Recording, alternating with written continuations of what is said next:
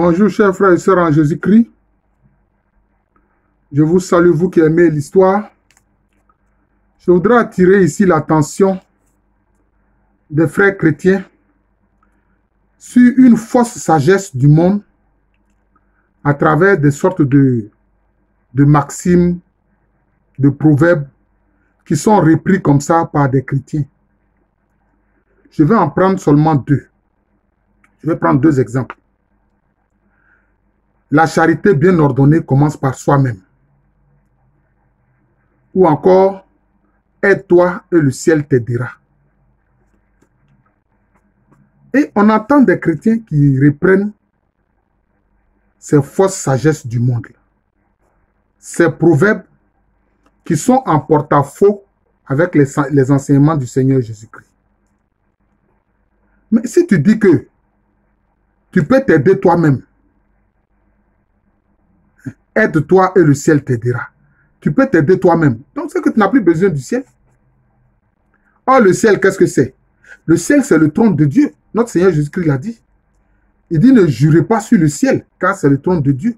Ne jurez pas non plus sur la terre, car c'est le marché de Dieu. Voilà. Que votre parole soit vraie, oui ou non. On te dit, aide-toi et le ciel t'aidera. Et toi, tu es d'accord avec cette idée-là? Ah bon? Donc, le Seigneur va t'observer. Le Saint-Esprit va te regarder pour voir de quoi tu es capable. Comme tu peux t'aider toi-même. On verra bien si tu peux t'aider toi-même.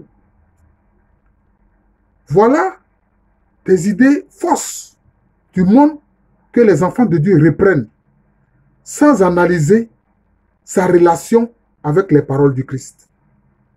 Vous savez, l'une des meilleures voies de discernement aussi, c'est de comparer à chaque fois les paroles du monde avec les paroles du Seigneur Jésus-Christ.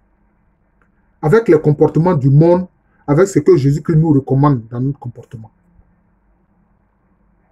Tu dis que la charité bien ordonnée commence par soi-même. Mais est-ce que c'est ce que le Seigneur Jésus-Christ a dit? Il a dit, si quelqu'un veut prendre ta tunique, laisse-lui aussi ton manteau. Tu comprends, non?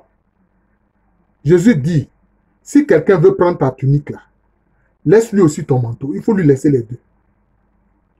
Donc le Seigneur Jésus ne te dit pas que la charité commence par toi-même. Non. Et puis vous dites la charité bien ordonnée. Mais la charité de Dieu n'est pas ordonnée.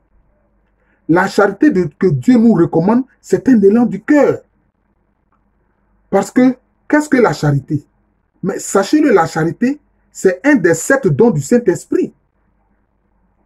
C'est un des 7 dons du Saint-Esprit.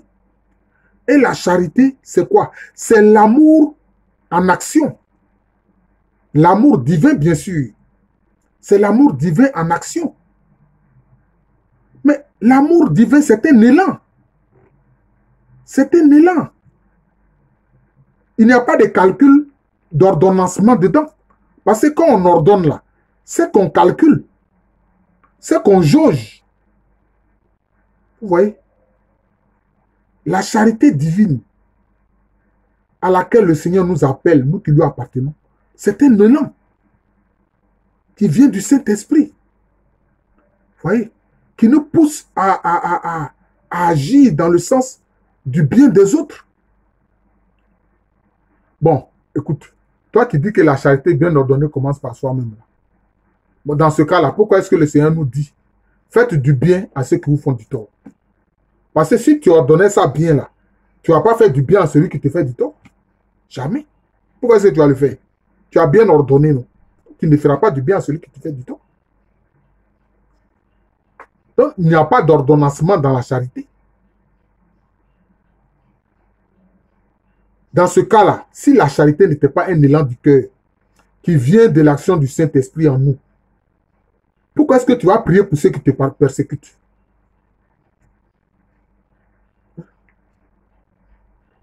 Pourquoi tu vas prier pour ceux qui te persécutent? Tu vas prier pour toi seulement.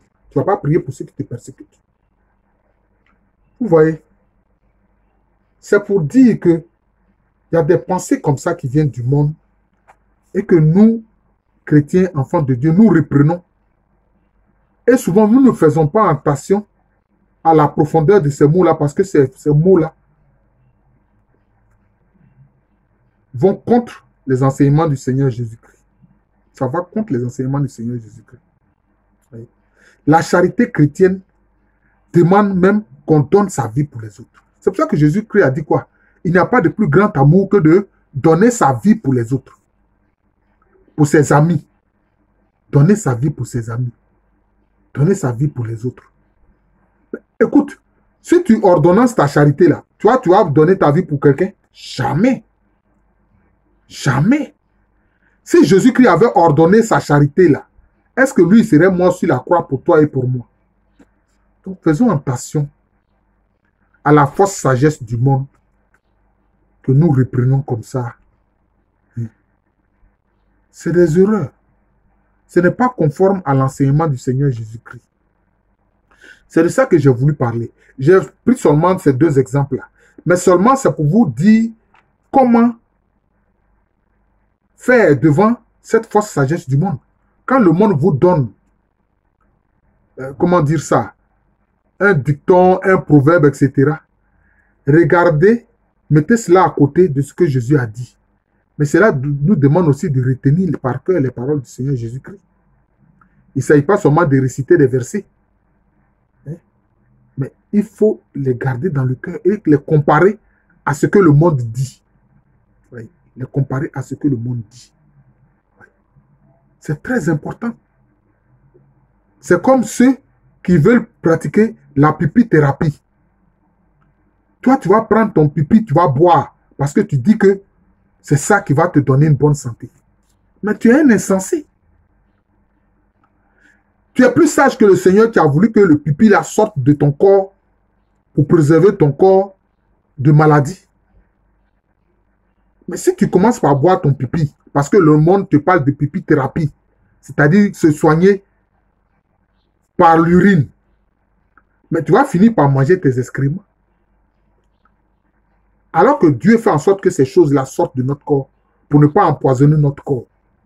Et toi, tu te crois plus sage que Dieu en allant boire ton pipi. Vous voyez? Vous voyez les dangers auxquels la fausse sagesse du monde nous expose. Nous qui sommes enfants de Dieu. Mais si tu veux une bonne santé, mais demande-la au Seigneur. Toi, tu vas prendre ta bouche pour boire pipi. Et puis tu vas aller communier pour manger le corps du Christ sur la même langue, dans la même bouche. Toi, tu ne vois pas que tu insultes le Seigneur? Hein? Ou alors tu vas aller poser tes lèvres, lesquelles tu as posées pour boire, qui ont touché ton pipi là, et tu vas prendre ça pour aller mettre ça à ta bouche pour boire le sang du Seigneur, boire sa coupe, dans sa coupe. Non, vous voyez? Faisons attention. Chaque fois ce que le monde dit, mettons cela en rapport avec ce que Jésus-Christ dit et comparons cela. Si ce n'est pas conforme à ce que Jésus-Christ a dit, rejetons cela du réveil de la main. Je vous remercie. Je suis le frère Jean de l'amour de Jésus. C'est mon nom spirituel. À l'état civil, je suis le professeur Aluko Amerene. Partagez ces vidéos sur cette page YouTube de moi, Jean de l'amour de Jésus. Merci encore et bonne journée à tous.